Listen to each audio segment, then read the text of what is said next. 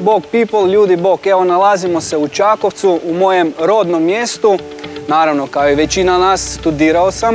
Živio sam u Zagrebu, dosta dugo planirao ostati u Zagrebu, ali nakon nekog vremena ipak mi se više svidjelo vratiti u Čakovec. Jer Čakovec je mali, čist i miran i imamo sve i ništa mu ne fali.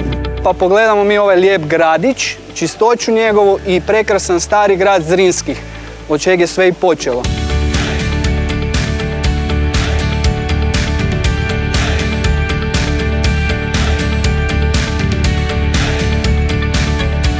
Staro drvo, mladi muž za prekrasan pogled i uživanje u lijepom danu.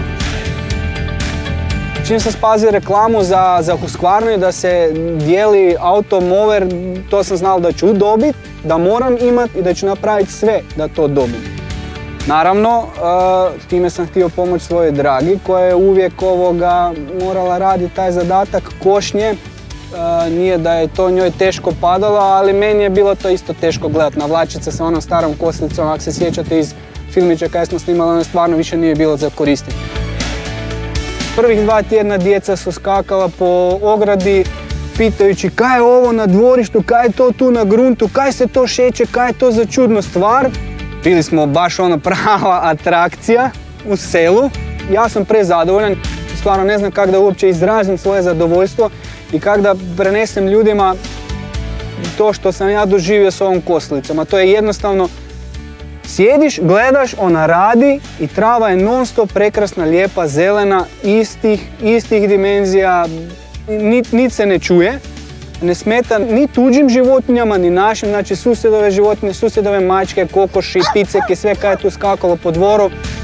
Divilo se kosilici i iskreno jedva čekam da započne nova sezona košnje. Lijepo smo je zbrinuli, lijepo smo je očistili. Pospremili smo je u kutiju, čak smo je povremeno smo je znali napuniti bateriju, odnosno provjeriti bateriju da vidimo da li je sve sa njom u redu. Na toplom, na suhom čeka svoj novi početak za novu sezonu. Ove godine ću fakat moći baš samo uživati, neću morati snimati nikakve filmiće, nije da mi je bilo problem to snimiti, ali ipak se nešto moralo raditi, tako da sam imao osjećaj da ipak jesam kosio.